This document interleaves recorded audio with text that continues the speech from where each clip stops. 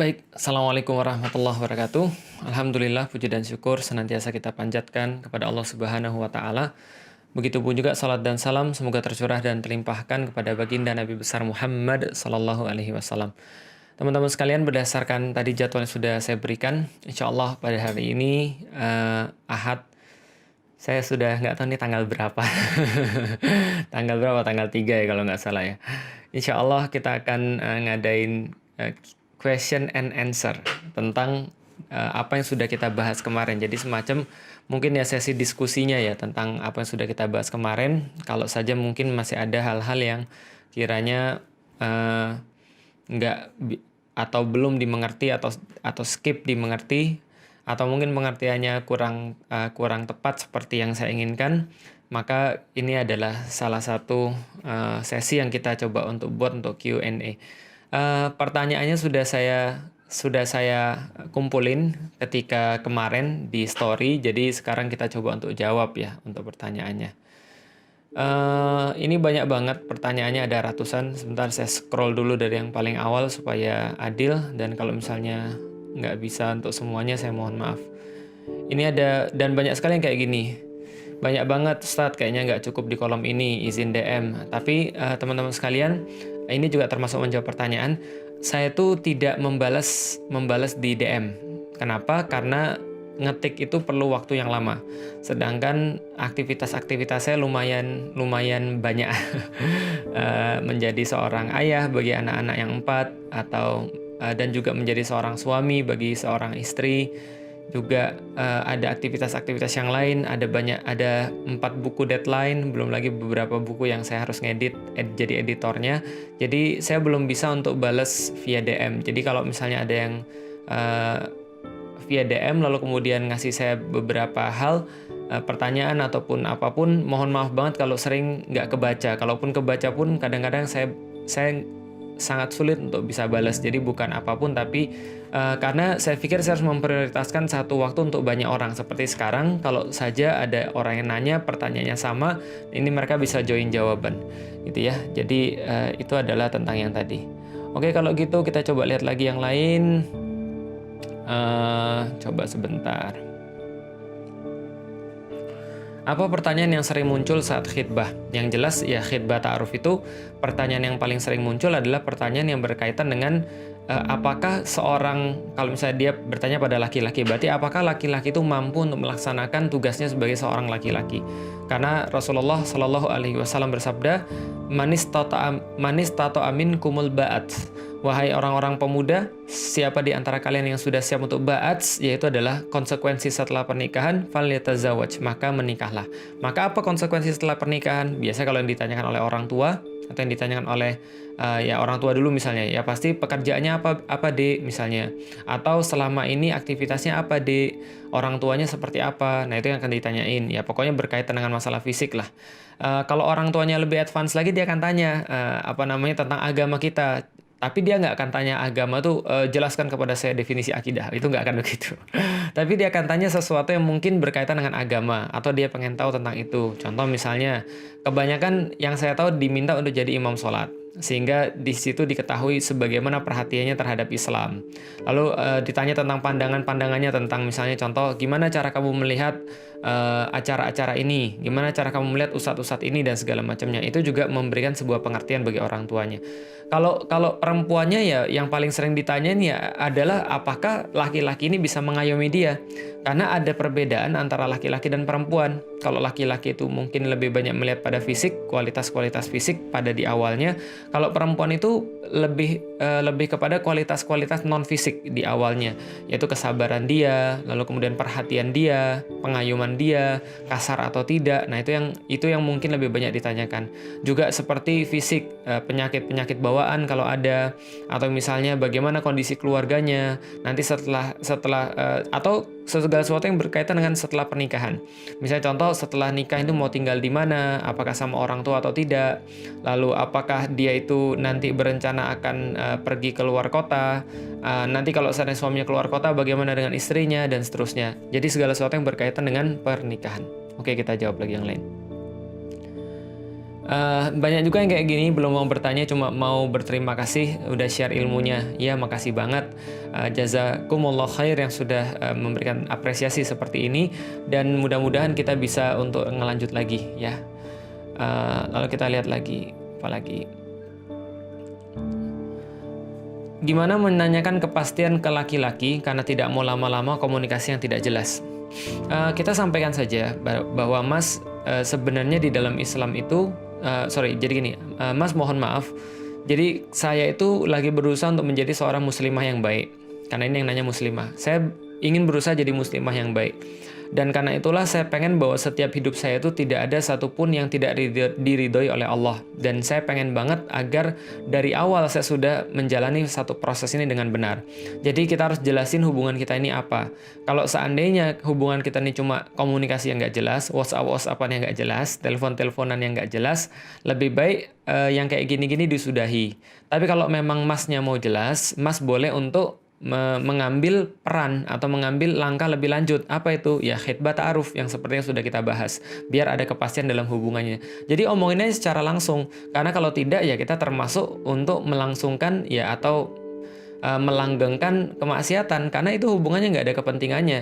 Kalau misalnya dia dikatakan khitbah dan ta'aruf, berarti dia harus tidak boleh kholwat, tidak boleh omongin hal-hal yang nggak perlu, dan sebelum itu dia harus sudah mengantongi izin orang tuanya untuk kapan nikahnya, sehingga pendekatannya itu jelas. Jadi gitu ya. Oke, kalau gitu kita lihat lagi. Sekarang kan lagi sekolah online, jadi banyak teman-teman cowok yang chat Ustadz, jadi takut terlibat ikhtilat. Ya, makanya dibatasin aja. Jadi kalau misalnya kita sudah tahu seperti apa seharusnya seorang muslim atau muslimah, maka ya kita tidak perlu engage, kita tidak perlu untuk terlibat dalam chat-chat yang nggak penting, atau chat-chat yang tidak ada urusannya dengan akademis. Jadi itu sudah bagus banget, nggak ada masalah insya Allah ya. Apalagi, sebentar. Ada yang nanya, ada banyak banget tapi percuma nggak bakal dijawab kan. Wah kasihan banget, harusnya antum tulis pertanyaan aja. Ustadz, bagaimana kita menahan hati dari seseorang? Saya sudah pernah bahas tentang masalah trigger. Jadi manusia itu hanya bisa ke-trigger kalau seandainya ada triggernya. Kalau nggak ada triggernya, dia nggak akan ke-trigger. Contoh misalnya kayak gini ya, namanya perasaan itu dia harus punya trigger. Contoh misalnya kalau pas kita lagi senang sama seseorang, itu kita ngelihat sendalnya, ngelihat tulisannya, ngelihat bukunya tuh deg-degan, apalagi ngelihat dianya. Nah itu namanya trigger. Kalau kita hilangkan semua trigger-trigger itu, insya Allah akan menjadi ya lebih baik. Perasaan kita nggak muncul. Trigger kedua selain daripada fisik adalah memori, ingatan. Maka memori ini bisa dengan cara apa? Bisa dengan cara ditumpuk. Makanya kalau misalnya komputer itu kan ada memori, itu sebenarnya kalau kita hilangin juga nggak hilang. Jadi ditumpuk dengan sesuatu yang lain. Bagaimana cara numpuknya? Bikin habits yang baru. Baca buku How to Master Your Habits. Nah, di sini ada bukunya, tapi saya malas nariknya.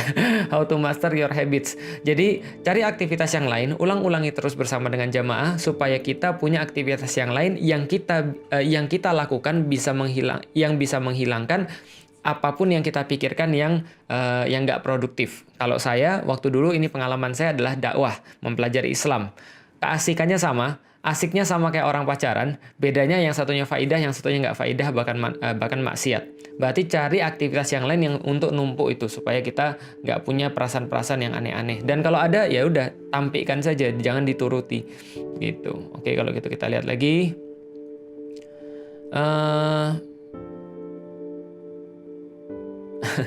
Nggak ada, cuma mau bilang ini masterpiece. Makasih Mbak Putri dari Jepang.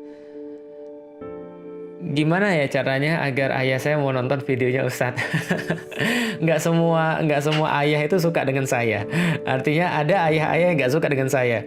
Ada ayah-ayah yang kemudian kalau saya pikirkan mungkin dia akan mikir, kalau kamu mau nyari seseorang, kamu jangan nyari kayak Felix Xiao ya. Kenapa? Radikal gitu kan. Ada. Ya, saya pun nggak bisa maksa ayah saya untuk nonton video saya, atau orang tua saya untuk nonton video saya.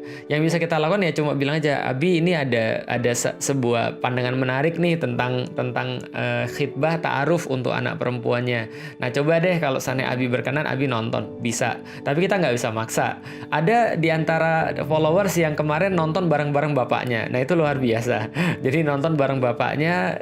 Di situ kemudian mereka nonton bareng, dan di situ mereka bisa dapat satu pandangan bareng yang untuk didiskusikan. Nah itu juga bagus. Jadi kita nggak bisa maksa, tapi kita bisa coba. Apalagi sebentar ya. Kita lihat lagi. Ini juga lumayan banyak kemarin. Apa boleh jika menikah dengan orang yang berbeda manhajnya? Pertama-tama ini pembahasan yang sangat panjang tentang namanya manhaj. Tapi yang perlu saya sampaikan, manhaj itu adalah sebuah jalan. Jadi di dalam Islam, kalau kita misalnya ditanya, Felix, apa sih manhajmu? Ya, saya pasti akan menjawab, manhaj saya adalah Ahlus Sunnah wal Jamaah. Kenapa? Karena begitulah Rasulullah Shallallahu Alaihi Wasallam memerintahkan kepada kita. Yaitu adalah, apa yang dimaksud dengan Ahlus Sunnah wal Jamaah? Ini pembahasannya sangat panjang, tapi kalau saya bisa singkat teman-teman sekalian, yang dimaksud dengan Ahlus Sunnah wal Jamaah, dia punya dua kriteria. Yang pertama Ahlus Sunnah, yang kedua wal Jamaah. Dari mana? Dari hadis yang sangat panjang tentang Rasulullah bercerita, kalau teman-teman pernah dengar, tentang 72 golongan. 72 golongan yang menjadi golongannya orang-orang Yahudi, dan 73 golongan yang menjadi golongannya orang-orang Muslim, gitu kan ya. Nah, jadi 73 golongan orang-orang Muslim ini satu yang selamat. Siapa yang selamat ini? Ahlus Sunnah wal Jamaah. Itu yang dimaksud dengan manhaj yang selamat, gitu kan ya. Nah, kalau kita bahas tentang dua kriteria ini, pertama Ahlus Sunnah, yang kedua Al Jamaah, secara singkat banget lagi saya bisa sampaikan, yang dimaksud dengan Ahlus Sunnah wal Jamaah adalah orang-orang yang senantiasa mengikuti sunnah Rasulullah. Jadi apapun yang disampaikan oleh Rasulullah, mereka ikuti, dan mereka senantiasa berada dalam Al-Jamaah. Nah, Al-Jamaah ini yang sangat banyak sekali pembahasannya. Salah satu yang sangat terkenal yang dikatakan dengan Al-Jamaah adalah orang-orang yang mengikuti ulama-ulama yang terdahulu, mulai dari para sahabat, lalu kemudian para tabi'in, lalu kemudian para tabi'ut tabi'in. Jadi sahabat punya followers namanya tabi'in, tabi'in punya followers namanya tabi'ut tabi'in. Berarti tabi'ut tabi'in ini adalah followers sahabat. Jadi ada 3 generasi yang terbaik. Sahabat, lalu kemudian tabi'in, lalu tabi'ut tabi'in, ini generasi terbaik di dalam Islam, 3 generasi. Lalu kemudian berlangsung lagi generasi-generasi berikutnya. Ada generasi ulama-ulama salaf, ulama-ulama yang setelah tabi'ut tabi'in, lalu ada ulama-ulama setelahnya lagi, lalu ada ulama-ulama mutaakhirin, ulama-ulama yang terakhir-akhir. Nah, ini yang disebut dengan jalan al-jamaah. Ada lagi yang menyebutkan bahwa al-jamaah itu adalah kesatuan kaum muslimin bila dipimpin oleh seorang pemimpin. Itu juga yang disebut dengan al-jamaah.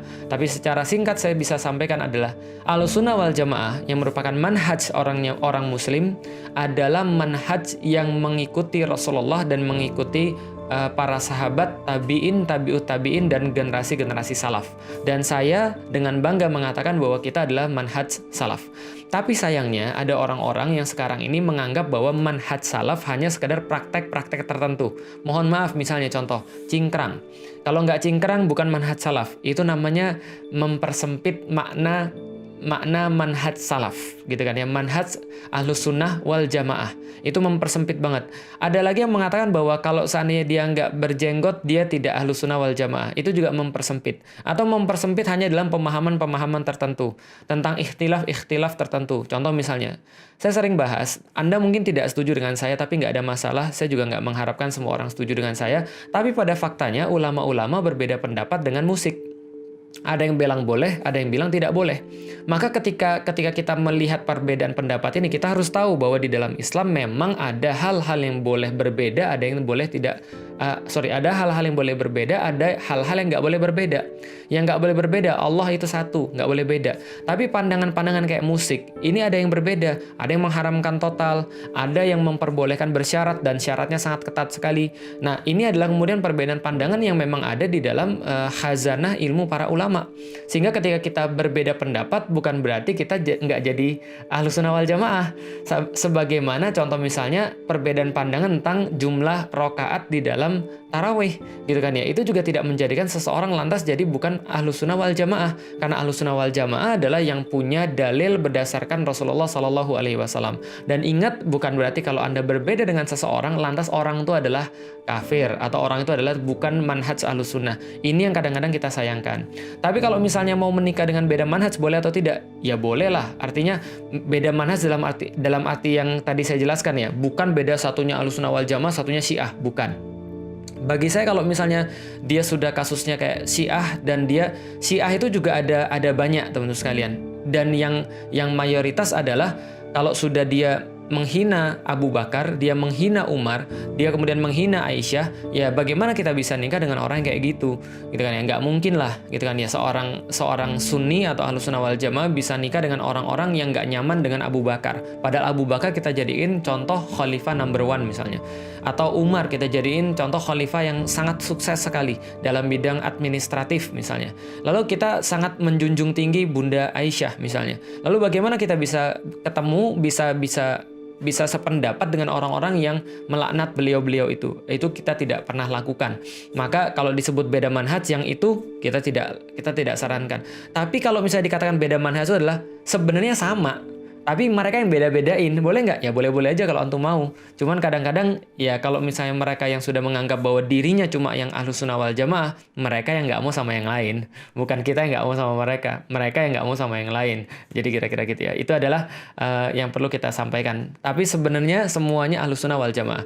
Saran saya secara pribadi, coba deh nonton video-videonya Ustadz Umar Mita, supaya teman-teman bisa lebih paham, bisa lebih expert dalam hal ini, mengenal apa itu perbedaan, apa itu yang dinamakan dengan manhaj, apa itu yang dinamakan dengan orang-orang Muslim dan segala macam, biar kita itu tidak karena ngaji malah berpisah satu sama lain.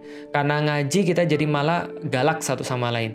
Karena ngaji kita malah ngegas satu sama lain. Awalnya sebelum ngaji malah motoran bareng. Awalnya sebelum ngaji malah jalan-jalan nongkrong bareng. Ketika sudah ngaji, kita nggak mau lagi nongkrong bareng. Kita nggak mau lagi motoran bareng sama teman-teman kita. Kita nggak mau lagi ngumpul sama teman-teman kita. Alasannya apa? Dia beda manhaj dengan saya. Itu kadang-kadang saya sedih. Bukan sakit sih, sedih betul. Tapi ya sudahlah, kalau memang mereka milihnya begitu, mereka nggak mau sama orang lain, bukan kita yang nggak mau sama mereka. Jadi kira-kira gitu ya. Oke, kalau gitu kita lihat lagi teman-teman sekalian. Apalagi yang bisa kita lihat sebentar.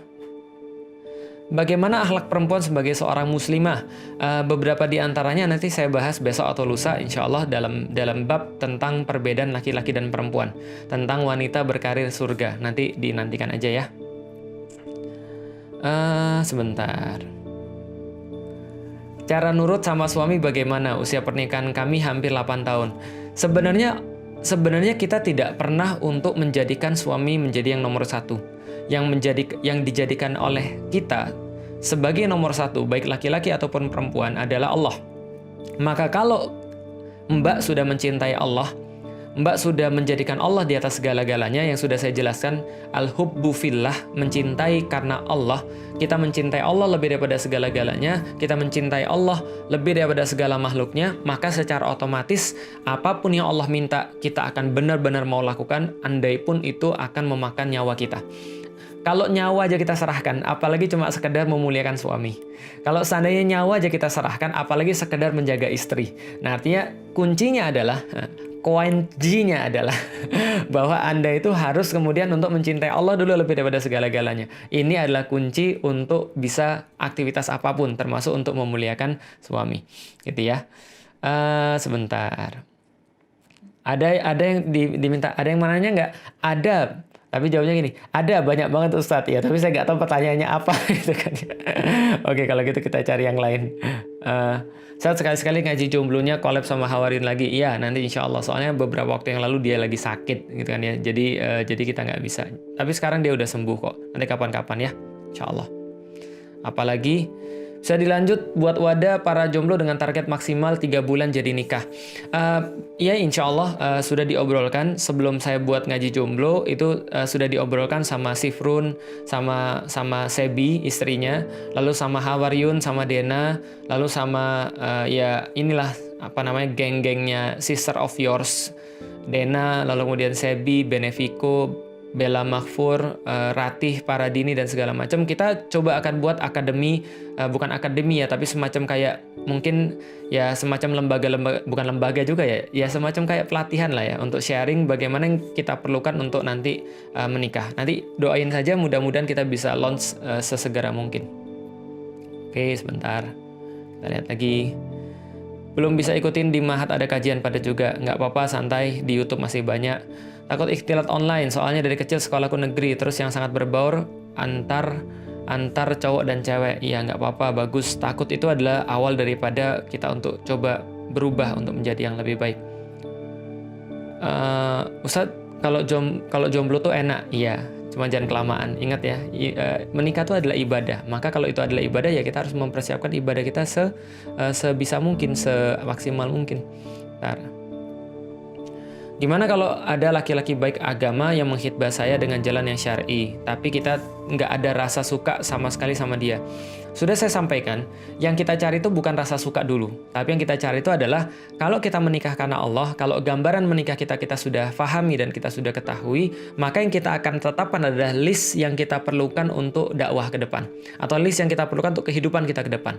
Kalau list itu ada, dipenuhi pada seseorang, walaupun mungkin kita nggak ada perasaan itu hasil daripada interaksi. Kata orang Jawa, witing tresno jalaran soko kuliner. Jadi jangan sering banyak nonton film yang mengatakan love at first sight. Ada nggak? Ada.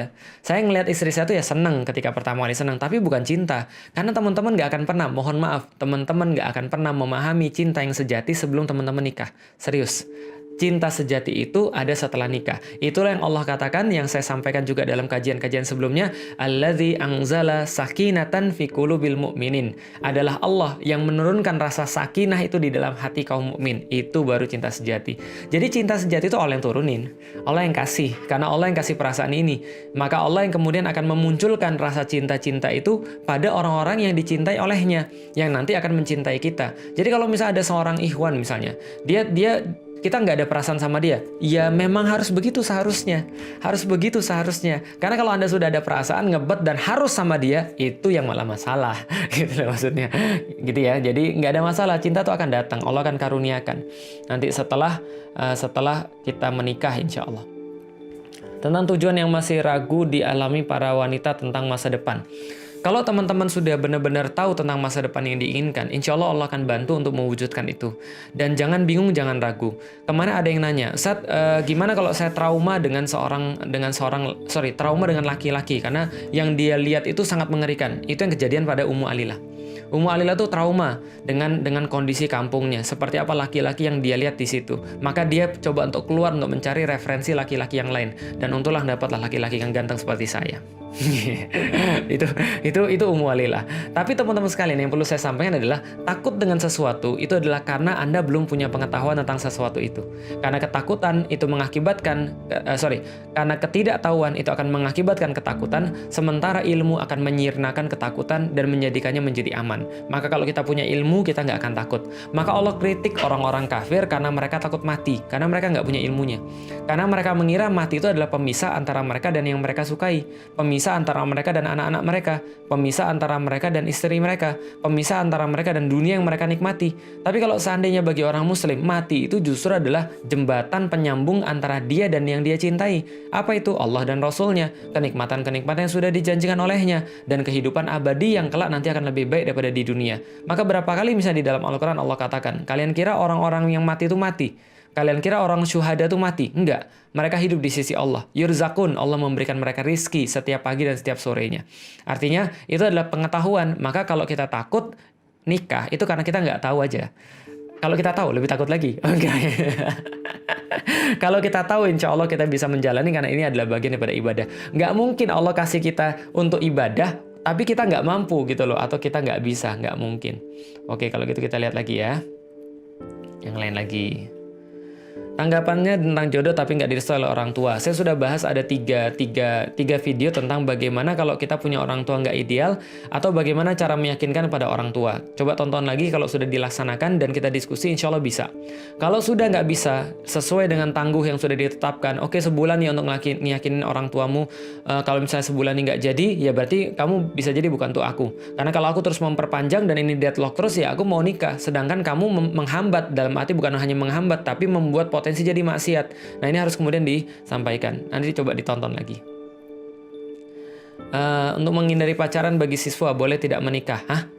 Untuk menghindari pacaran bagi siswa boleh tidak menikah namun tidak boleh nggak menikah namun nggak memberikan nafkah. Nafkah itu adalah satu kewajiban bagi laki-laki. Makanya dikatakan di dalam Al-Quran yang kemarin saya bahas, surat An-Nisa ayat 34, itu dikatakan salah satu kewajiban laki-laki adalah wabima anfaqu min amwalihim, karena mereka telah berinfak atau memberikan nafkah dari uang-uang mereka, atau dari harta-harta mereka, atau dari jerih payah mereka. Berarti nafkah itu wajib. Kalau seandainya memang mau menikah tapi nggak bisa memberikan nafkah, ya jangan nikah dulu, berarti Anda belum siap. Dan bagi perempuan ya jangan diterima, karena itu bukan nikah, itu namanya modus pacaran syariah seperti yang saya bilang. Masa mau kenikmatan tapi nggak mau tanggung jawab, mau hak tapi nggak mau tanggung jawab, kan itu kan adalah sesuatu yang nggak fair, dan itu tanda-tanda yang tidak baik kalau saya lihat. Nggak ada, cuma mau bilang ini masterpiece, thanks buat apresiasinya. Kalau makin kesini si Ahwat ragu dengan kita, apa itu pertanda bukan jodoh kita? Ya kalau misalnya dia sudah ragu sebelumnya gitu kan ya, kita bisa coba untuk menjawab keraguannya itu karena apa. Contoh misalnya istri saya juga pernah ragu dengan saya. Dia bilang, Lik, gimana nanti kalau kita nikah? Apakah nanti orang tuamu bisa nerima aku? Apakah orang tuamu bisa nyaman dengan aku? Nanti gimana kalau kejadian sesuatu yang aku takut ini kejadian? Dia kasih tahu ketakutan dia kasih tahu kekhawatiran dia. Lalu saya meyakinkan dia. Saya bilang sama dia, saya menaruh Allah dan Rasul lebih daripada segala-galanya. Dan saya masih ingat banget perkataan saya yang nanti akan diuji perkataan saya itu. Saya bilang sama dia, kalaupun ada sesuatu terjadi, maka saya akan mengutamakan pernikahan ini. Walaupun saya harus pisah dengan bapak dan ibu saya. Karena saya tahu dalam hal ini saya benar. Dan memang diuji. Ketika diuji, ya saya milih untuk pernikahan ini. Tapi Allah akhirnya memperbaiki semuanya, alhamdulillah. Jadi ya kita boleh untuk meyakinkan dia. Tapi kalau dia masih ragu juga, alias dia merasa nggak cocok sama kita dari satu segi atau dalam segi yang lain, dia merasa bahwa kita tidak bisa memenuhi listnya dia tentang gambaran pernikahan yang dia harapkan, ya mau apa lagi? Kita nggak bisa memaksa, gitu kan ya. Selera nggak bisa dipaksa, dan masih banyak cewek yang lain. Naik pohon kelapa, terus loncat dari sana. Enggak, cari banyak cewek yang lain dari sana. Saat sebenarnya pertanyaan saya di kolom komentar di channel Yuk Ngaji belum dijawab. Waduh, kalau channel Yuk Ngaji saya nggak ngopeni di situ, sorry. Sudah berikhtiar mengajukan tapi selalu gagal. Sampai niat mau mondok aja, baiknya gimana? Kalau seandainya teman-teman sudah melakukan apa yang saya sampaikan, insya Allah setiap Allah itu sudah ngatur manusia itu pasti akan ada aktivitas-aktivitas yang saling bersilangan antara dia dengan seorang pasangannya atau dia dengan seorang lawan jenisnya.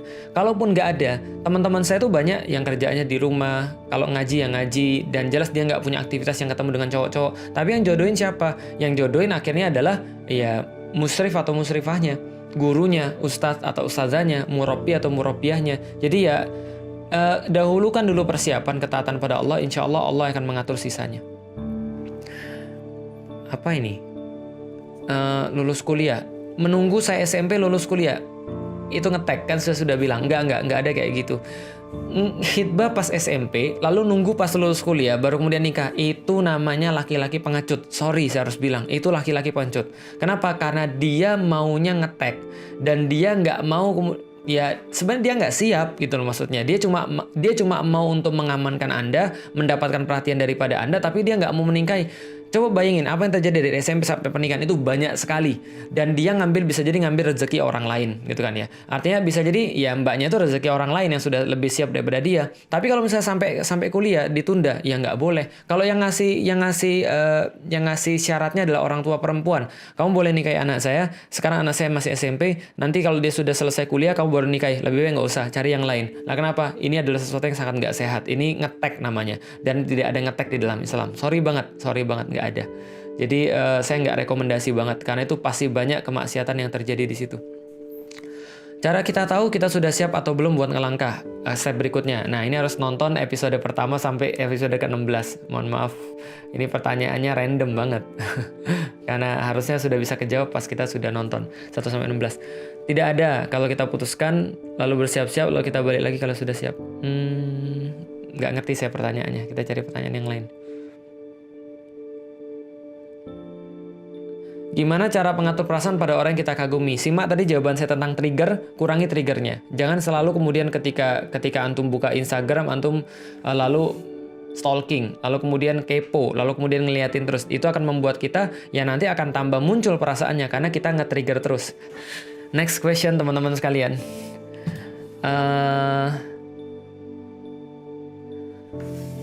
Gimana caranya agar kita sesegera mungkin bertemu dengan jodoh kita? Saya tidak bisa mengatakan apapun selain persiapanlah yang akan nanti menentukan. Karena seperti satu pepatah mengatakan, guru akan muncul ketika murid sudah siap. Maka pasangan akan muncul kalau kita sudah siap insya Allah. Kalau justru pasangan muncul pada saat kita belum siap, itu nanti jadi musibah malah. Jadi pantaskan diri dulu aja. Saya nggak bisa ngomong yang lain karena kita nggak bisa untuk ya namanya jodoh itu rizki. Rizki itu ya kita nggak bisa mendahulukan dan nggak bisa dimundurkan. Seperti ajal juga nggak bisa didahulukan dan nggak bisa dimundurkan. Ada pertanyaan yang sangat ada pertanyaan yang sangat aneh. Boleh minta bantu pinjaman 2 juta Ustaz? Saya harus bilang apa ya? Teman-teman sekalian, ini bukan lembaga simpan pinjam dan ada banyak hal lain yang bisa saya lakukan. Dan kalaupun seandainya saya punya, saya nggak akan memberikan pada orang-orang yang saya nggak kenal dan saya nggak tahu seperti apa teman-teman sekalian. Dan kalaupun ini adalah bentuknya sedekah, berarti ada banyak orang-orang yang lebih memerlukan daripada orang-orang yang minta di sini. Dan kita sudah ngelis dan kita sudah punya prioritasnya. Jadi tolong teman-teman sekalian, gitu kan ya, jangan jadi gini. Saya perlu menyampaikan gini. Ini bukan syariat. Saya cuma mau menyampaikan soalan etika saja. Sebagai orang Chinese, saya diajarin sama orang tua saya, jangan pernah minta sesuatu yang kamu nggak yakin kalau itu dikabulkan. Paham ya? Karena itu hanya menurunkan harga diri kita. Jadi kalau kita punya harga diri, jangan diturunkan. Integritas kita jangan diturunkan. Kalau kita nggak yakin bakal diterima, jangan minta. Itu adalah pepatah dari bapak saya. Jadi kalau nggak yakin, jangan minta. Kalau misalnya nggak yakin saya bakal minjemin, jangan minta. Gitu ya.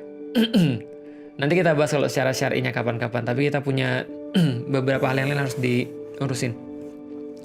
Afwan Ustaz, ada statement jodoh nggak akan datang-datang kalau kita diam-diam aja. Menurut pendapat Ustaz seperti apa? Sorry. Pada faktanya, jodoh itu kayak rizki. Rizki itu ya namanya rizki, Allah kasih pada siapapun yang disukai. Yu'ti mayyasha, Allah berikan itu pada siapapun yang dia kehendaki. Nah artinya kalaupun ada orang-orang yang duduk-duduk di rumah, lantas dia bisa mendapatkan rizki, bisa nggak? Bisa. Makanya kadang-kadang ada yang namanya warisan, ada yang namanya hadiah, ada yang namanya ya segala macam lah, nemu barang di jalan, itu adalah salah satu sumber rizki, gitu loh maksudnya. Tapi dalam hal jodoh, ya ada benernya dan ada tidak benernya. Kalau ini pembahasannya adalah pembahasan tawakal, maka salah. Karena tawakal itu Allah bisa ngasih apapun min haitsu la yahtasib, dari jalan-jalan yang nggak bisa diduga-duga. Tapi kalau ini pembahasannya ikhtiar, betul. Karena secara ikhtiar kalau Anda tidak melakukan A, maka tidak akan ada B. Kalau tidak akan ada 1 tambah 1, ya tidak akan ada 2. Maka kita mau bahas bab mana dulu nih? Bab tawakal atau bab ikhtiar? Yang dari kemarin saya bahas adalah bab tawakal ada babnya, ikhtiar ada babnya. Berarti ya sudahlah, kalau begitu gampangnya seperti apa? Ya berusahalah. Bukan berarti nyuruh Anda diam. Jadi gini, malu-malu itu bukan berarti tidak malu-malu itu bukan berarti Anda harus malu-maluin. Paham ya sekalian ya. Jadi jangan juga kemudian kita terlalu over dengan kemudian kita mau cari jodoh sampai kita mengorbankan kehormatan sebagai seorang perempuan atau sebagai seorang laki-laki misalnya. Jangan juga kayak gitu. Jadi ya kita tidak malu-maluin, tapi ya beraktivitas seperti biasa, seperti yang saya bilang, karena Allah pasti akan mengatur cross itu antara kita dan laki-laki, gitu kan ya, atau antara laki-laki dan wanita. Mau menikah tapi masih sekolah dan belum ada yang khitbah, jadi gimana ya? Jangan.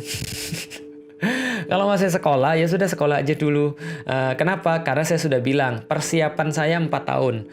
Persiapan, contoh, Musa, itu bersiap-siap nikah istrinya 8-10 tahun. Gitu kan ya. Itu Nabi Musa, itu mempersiapkan diri untuk menikah istrinya 8-10. Ya udah sekolah aja dulu. Sekolah, jangan yang macam-macam. Belajar Islam yang baik, tingkatkan prestasi, lalu kemudian jadilah muslimah yang terbaik, lalu ya pantaskan diri, insya Allah kalau waktunya tepat. Ketika lelah menyerang dan ego meningkat. Oke, ini kayaknya curhat, bukan pertanyaan. Pertanyaan ada nggak? Ada. Ini juga bukan pertanyaan. Cara ngasih kode ke ortu buat diizinin buat menikah. Saya sudah ajarin di episode berapa, saya lupa. Silahkan nanti coba di review ya. Nonton lagi 1-10. 1-16. Jadiin podcast dong. Sudah ada, nanti silakan dicari di podcast Felix Xiao. Silakan dicari di situ ya.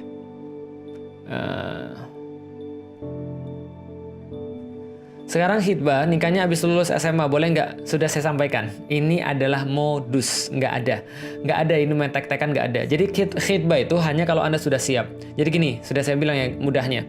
Kalau Anda khitbah seseorang, Anda harus bilang sama bapaknya kan.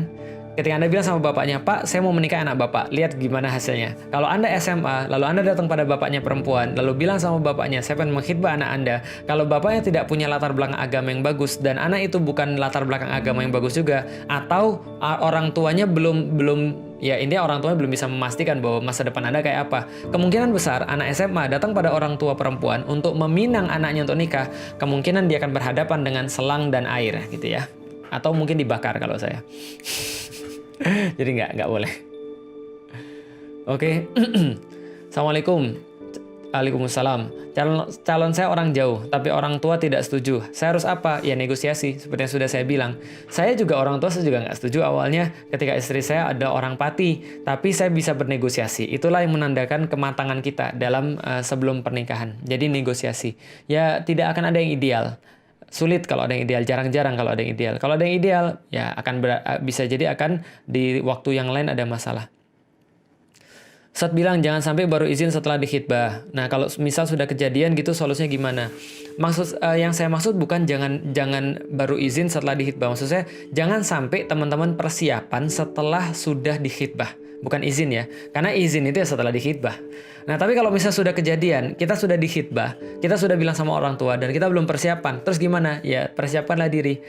Berarti kita sudah dapat DP, sekarang kita harus bayar dulu, kemudian DP-nya, utangnya dilunasi dulu dengan belajar. Itu yang bisa kita lakukan. Supaya kita lebih tahu seperti apa dan nggak telat. Baru-baru ini saya dapat kabar dia menerima ta'aruf dari ikhwan lain. Gimana agar saya bisa ikhlas menerimanya?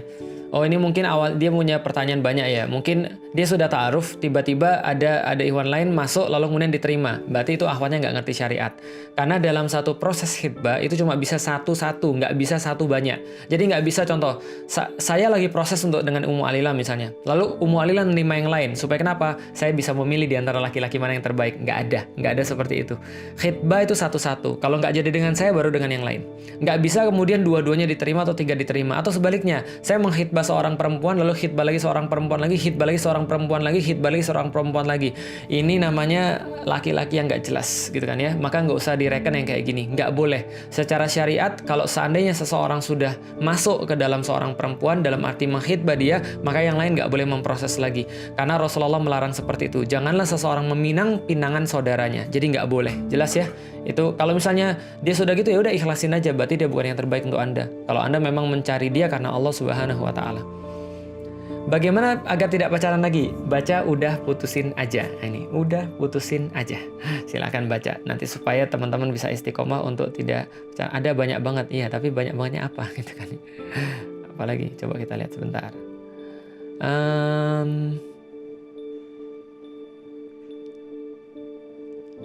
Bagaimana jika memilih duda muslim daripada pacar yang mu'alaf? Sama-sama baik ngajak nikah tapi ortu tidak setuju. Pacaran itu saya sudah sampaikan bukan sebuah cara untuk mencari pasangan yang baik. Kecuali kalau dia sudah bertaubat dan kemudian mau untuk memperbaiki kesalahan-kesalahan dia. Yaitu hijrah, belajar tentang Islam, nggak ada masalah.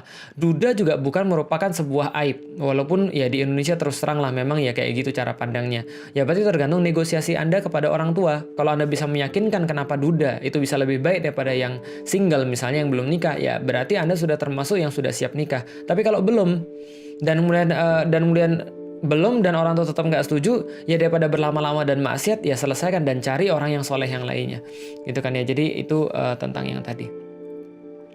Nah, ini juga ada banyak. Bagaimana perempuan yang pernah berzina melalui video call? Apa harus jujur pada calonnya? Oke, ini ada pertanyaan yang paling sulit dalam dan saya tahu ini sering banget ditanyakan dan ini selalu saya bahas memang. Walaupun saya nggak pernah membahas dalam ngaji jumlah, tapi ini penting banget dan kalau memang ini adalah waktunya untuk saya bahas, ya berarti saya coba untuk bahas. Jadi gini teman sekalian, ada beberapa pendapat. Pendapat yang pertama mengatakan bahwa kita nggak perlu ngomong. Kita nggak perlu untuk menyampaikan kepada calon kita tentang aib-aib kita. Yang sudah berlalu, biarlah berlalu, nggak usah diungkit-ungkit lagi. Hanya saja teman-teman sekalian, perlu saya sampaikan, nikah itu kayak sebuah akad. Kalau nikah itu adalah sebuah akad, maka sama kayak kita beli barang. Itu permisalannya. Beli barang itu ya berarti kalau misalnya teman-teman sekalian beli barang, contoh misalnya nih, saya beli barang online. Penjelasannya begini. Yang saya perlukan begini, dan begini. Ternyata ketika saya sudah terima barang, lantas barang itu tidak sesuai dengan apa yang saya minta. Maka terjadi cacat dalam akadnya. Karena yang terjadi adalah sesuatu yang saya dapat bukan yang saya inginkan. Bahkan bisa terjadi batal dalam akadnya karena ada orang yang sudah menyalahi akad. Jadi gini, yang boleh adalah saya pengen beli kamera, misalnya taruhlah, speknya begini. Lalu kemudian harganya segini. Saya bilang saya sepakat, tolong kirimin ke saya. Tiba-tiba ketika saya dapat kameranya, ternyata speknya nggak sama, harganya tetap sama. Berarti itu kan penipuan dong. Berarti ini akadnya batal.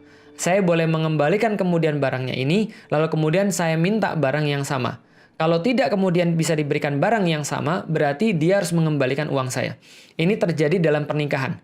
Ada orang-orang tertentu yang di zaman Rasulullah itu dinikahi kemudian langsung dikembalikan. Bahkan Rasulullah pun juga pernah menikahi seseorang perempuan, lalu setelah menikah langsung dikembalikan pada orang tuanya. Kenapa? Ya Allah misal. Yang jelas ada hal-hal yang membuat Rasulullah mengembalikan dan itu syar'i. Nah ini yang kita katakan sebagai akad itu penting banget. Jadi ada yang pertama, yaitu adalah kita nggak usah ngungkit-ngungkit yang sudah berlalu biarlah berlalu. Tapi ada pendapat yang kedua yang harus ngomong. Saya termasuk yang mana? Saya mengasih Anda sebuah apa namanya? Ya, sebuah inilah semacam kayak peta. Jadi gini petanya. Do and don't-nya begini. Kalau seorang laki-laki menurut dia bahwa keperawanan itu sangat penting, atau misalnya menurut dia bahwa virginitas itu sangat penting, berarti dia harus tanya pada perempuan itu dan perempuan itu wajib menjawabnya. Karena itu menurut dia sangat penting. Bagi saya secara pribadi itu sangat penting. Maka saya tanya pada Ummu Alilah. Mohon maaf, saya tahu kamu terjaga banget. Tapi mohon maaf, ini untuk menenangkan saya, untuk membuat saya yakin. Mohon maaf, apakah kamu pernah berhubungan dengan orang yang lain? Dalam arti berhubungan intim. Dia jawab, tidak. Jangankan berhubungan dengan orang yang lain, pacaran aja saya belum pernah. Maka saya merasa, alhamdulillah. Kalau itu merasa dia penting, artinya dia mengharapkan spek itu di dalam kemudian apa yang dia akadkan. Tapi kalau menurut dia nggak penting, dan ada orang-orang kayak gini, pernah terjadi satu waktu, seorang laki-laki dan perempuan mau khitbah, sudah beres semuanya, catering sudah, makanan sudah, tempat sudah, semua sudah beres, tapi perempuan ini punya satu beban dalam hidupnya. Kemudian akhirnya dia bilang juga sama laki-laki itu, mohon maaf, ada satu hal yang harus kamu ketahui, setelah ini terserah kamu, kalau kamu masih mau lanjut nggak apa-apa, tapi kalau kamu nggak mau lanjut nggak apa-apa, kalau kamu mau lanjut, alhamdulillah, tapi saya harus ngomong ini supaya saya nggak ada beban sama kamu. Apa? Ya itulah, saya sudah titik. Lalu kemudian cowok tadi, bayangin aja antum seperti apa. Akhirnya cowok tadi beristikharah, minta petunjuk pada Allah, lalu kemudian menyampaikan doa pada Allah. Hasilnya apa? Hasilnya dia bilang, ya sudah dik, yang sudah menjadi yang lalu, ya sudah berlalu. Umar bin Khattab dulu pengen membunuh Nabi, tapi sekarang dia mesra terbaring di sebelah Nabi SAW. Maka aku menerima kamu dengan seluruh kekurangan kamu, tapi mohon jangan diulangi. Ada laki-laki yang kayak gitu. Ada laki-laki yang mau menerima kemudian dengan secara penuh. Ada laki-laki yang benar-benar mau membimbing. Dan konsekuensi laki-laki kayak begitu, jangan pernah ungkit-ungkit lagi besok. Kalau Anda ungkit-ungkit lagi besok, Anda yang salah. Jangan sampai nanti ketika sudah nikah, dia kemudian punya masalah, dia lagi marah, dia lagi naik darah, terus dia bilang, kamu sih dulu sudah pernah gini, makanya kamu itu sekarang nggak bisa jadi istri yang terbaik. Itu akan membuat cewek sakitnya di mana-mana. Bukan hanya sakitnya di sini, bukan. Tapi sakitnya di mana-mana. Sakit betul. Kenapa? Karena kalau Anda sudah siap untuk menerima, sudah siap kemudian untuk menerima apapun. Nah maka lihat dulu Anda sesuai nggak dengan spek Anda. Kalau sesuai dengan spek Anda dan bagi Anda penting, tanyakan. Tapi kalau bagi Anda tidak penting, ya sudah nggak ada masalah. Terima saja. Dan sudah jangan diungkit-ungkit lagi, jangan dibuka-buka lagi. Aib yang sudah ditutupi oleh Allah, jangan dibuka-buka lagi. Itu yang dimaksud dengan menutup aib. Tapi dalam hal ini kalau cowoknya nanya dan menurut cowoknya penting, ya berarti Anda harus jawab dengan jujur. Karena kalau Anda tidak jawab dengan jujur, berarti Anda berbohong. Berarti Anda menyembunyikan sesuatu yang dia cari pada Anda. Salah satu yang dia cari pada Anda. Kan sudah saya bilang ada list-listnya semua. Saya bilang sama istri saya, Dek, cuma 2 hal yang bisa, sama Ummu Alilah, cuma 2 hal yang membuat saya bisa untuk berlaku hal ekstrim pada kamu dalam arti kemudian mentalak. Apa? 1, kamu berzina dengan orang lain. 2, kamu murtad. Tapi kesalahan yang lain saya bisa maafkan insya Allah. Maka karena bagi saya itu penting banget. Karena bagi saya menjaga diri dia itu penting banget. Maka saya perlu kualitas ini sebelum saya menikahi dia. Itu bagi saya. Tapi bagi laki-laki yang lain, saya nggak bisa menyamakan karena buktinya banyak laki-laki juga bisa menerima. Karena kenapa? Bisa jadi laki-lakinya juga nggak 100% bersih. Dan saya tahu sulit banget untuk menemukan orang bersih zaman sekarang. Tapi teman-teman sekalian, perlu teman-teman ketahui, perempuan-perempuan yang pernah melakukan kesalahan-kesalahan dalam hidup dia, termasuk kesalahan-kesalahan, kalau ini misalnya contoh berzina secara online, misalnya secara video call, untung nggak berzina secara langsung. Tapi taruhlah misalnya dia berzina secara langsung, ataupun melakukan hal-hal yang lain yang kemudian nggak pantas. Teman-teman sekalian, saya secara pribadi itu banyak mengenal dan sangat respect, sangat-sangat respect. Kadang-kadang kualitas orang yang pernah berbuat salah itu lebih baik daripada kualitas orang-orang yang nggak pernah berbuat salah. Kenapa? Karena kesalahannya terus menghantui dia dan mengingatkan kepada dia untuk senantiasa berbuat yang terbaik untuk Allah. Maka ketika dia dikasih second chance, dia akan menggunakan second chance-nya itu lebih baik daripada orang-orang yang biasa. Jadi jangan juga kita memandang orang-orang yang pernah berlaku hal-hal yang salah sebagai kemudian sebuah keburukan bagi dia. Jangan pernah memandang seperti itu. Kenapa? Ingat baik-baik, kalau Anda mulai merendahkan orang karena kemaksiatan dia di masa yang lalu, maka Anda akan diuji dengan kemaksiatan yang sama. Jadi Allah pengen ngeliat Anda kalau dikasih sesuatu hal yang sama, dikasih suatu kejadian yang sama, Anda bisa nggak sehebat yang Anda omongkan? Jadi jangan pernah menghina orang karena kemaksiatan dia. Nggak suka sama kemaksiatan dia, boleh. Tapi jangan dihina. Nggak cocok sama kemaksiatan dia, nggak apa-apa. Tapi tolong jangan dihina orang yang bermaksiat. Orang yang bermaksiat jangan dihina. Anda nggak suka sama maksiatnya boleh, tapi jangan orangnya. Karena orangnya bisa berubah dan bisa jadi berubah lebih baik daripada Anda.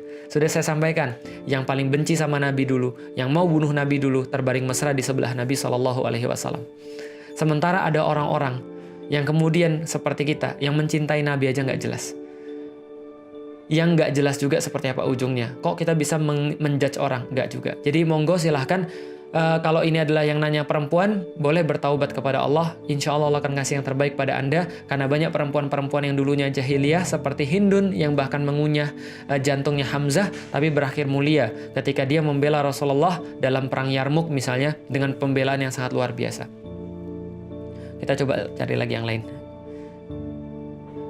Mohon yang tadi bisa dijawab, dikirim ke saya dan tidak di-post. Yang mana ini? Oh, bukan yang tadi. Oke. Adakah buku yang recommended untuk tambahan persiapan menikah? Banyak buku yang recommended, udah putusin aja bisa dibaca.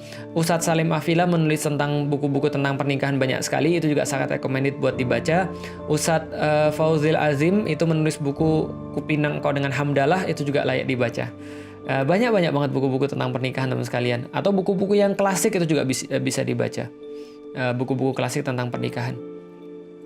Saya berniat menikah dengan seorang akhwat. Saya udah mengenalnya selama 7 tahun Ustadz. Ya nikah aja, gak apa-apa.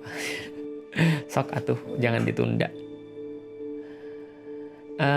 Apa ini? Waktunya masih sekitar 4 tahun lagi. Yang seperti ini bagaimana? Menurut saya jangan. Kenapa? Karena kalau misalnya kita nikah 4 tahun lagi ya kelewat lama saya bilang. Karena semakin lama Anda semakin membuka kemampuan untuk bermaksiat. Gitu ya. Kasih contoh Ustadz, buat milenial yang berhasil ta'aruf dan menikah banyak banget. Yang paling baru ya Hawaryun dan Sifrun, itu adalah milenial yang sudah berhasil ta'aruf dan menikah. Itu banyak banget, pokoknya banyak banget. Mau ta'aruf gimana, apa bisa difasilitasi? Untuk sampai sekarang saya belum memfasilitasi untuk ta'aruf. Teman-teman bisa cari contoh, misalnya ada misalnya contoh Ustadz Yopi misalnya yang membuka ta'aruf online Indonesia. Coba nanti dibuka di Instagram ta'aruf online Indonesia. Atau kalau misalnya live di sini nanti bisa untuk ngasih tahu teman-teman sekalian akunnya, coba lihat di sana itu ada apps. Atau seperti yang saya bilang, ikut kajian komprehensif, nanti bisa dibantu sama musrif atau musrifah, murabbi atau murabbiyah, atau ustadz atau ustazahnya yang bisa memfasilitasi untuk itu. Karena kalau semua ke saya nggak mungkin lah semua semua orang di sana untuk dipercayakan ta'aruf pada saya gitu ya. Apakah proses ta'aruf dapat dilaksanakan bulan Ramadan? Yang nggak boleh nikah itu cuma bulan haji. Itu nggak boleh nikah. Tapi kalau Ramadan ya nggak ada masalah. Kalau mau nikah ya bagus lah, gitu kan ya. Saya pikir 3 pertanyaan terakhir lagi. Apakah di surga juga ada yang jomblo? Enggak. Perasaan saya di sana semua dipasangkan. Setahu saya semua di sana dipasangkan. Bahkan buah-buahan aja berpasangan. Masa Anda nggak berpasangan? Masa Anda kalah sama bawang? Masa Anda kalah sama apel? Gitu kan ya. Apel aja berpasang-pasangan. Masa Anda nggak dipasang-pasangan oleh Allah? Semua dipasangkan. Dengan apa? Ya minimal kalau misalnya Anda nggak punya istri yang soleha ya dengan bidadari lah. Gitu ya, insya Allah. Yang kedua, sebelum terakhir, cara ngadepin ayah yang pendiam, ya ajak ngobrol gitu kan ya. Memang laki-laki itu pendiam, nanti besok akan kita bahas kenapa laki-laki itu pendiam dan kenapa perempuan tuh banyak ngomong, dan itu bukan sesuatu yang salah. Ajak ngobrol, Anda yang punya inisiatif, dan itu sangat bagus sekali. Karena di dalam Al-Quran, ya inisiatif itu biasanya dari anaknya. Yusuf sama bapaknya, itu inisiatifnya anaknya. Lalu kemudian ya Lukman gitu kan ya, itu inisiatifnya bapaknya gitu kan ya. Ya ada banyak juga inisiatifnya anaknya. Saya nggak bisa jawab pertanyaan yang banyak. Ini yang terakhir ya. Assalamualaikum Ustadz, kalau yang jadi guru dari pihak perempuan, bisakah Yang jadi guru dari pihak perempuan, bisakah saudara sendiri pihak atau pihak keluarga? Aduh, saya nggak ngerti ini pertanyaannya apa. Saya cari pertanyaan lebih jelas lagi aja ya. Sebentar.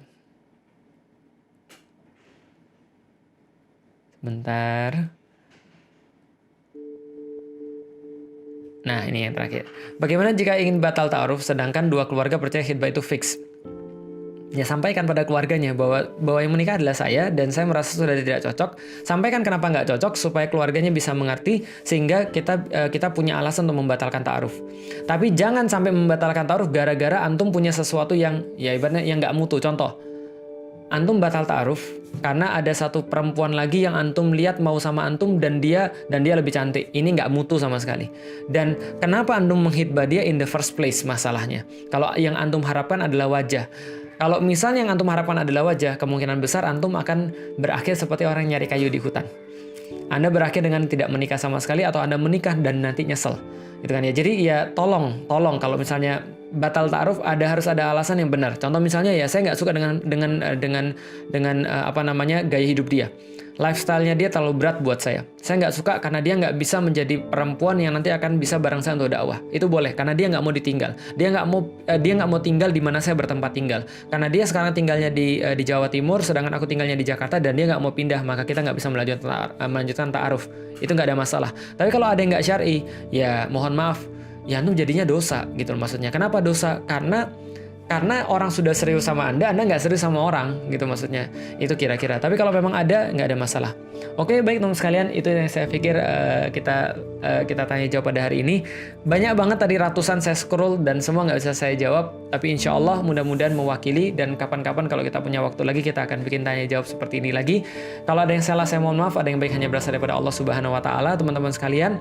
Dan insya Allah besok atau lusa kita akan buat satu kajian online lagi, sebuah sharing online tentang membahas buku Wanita Berkarir Surga.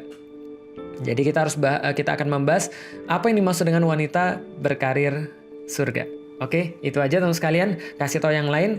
Besok nanti insya Allah kita live di jam-jam yang sama. Mungkin sekitar jam 10 kita insya Allah akan live dan mudah-mudahan bermanfaat bagi semuanya. Ini juga nanti seperti biasa akan direkam dan nanti akan ditampilkan di YouTube. Assalamualaikum warahmatullahi wabarakatuh.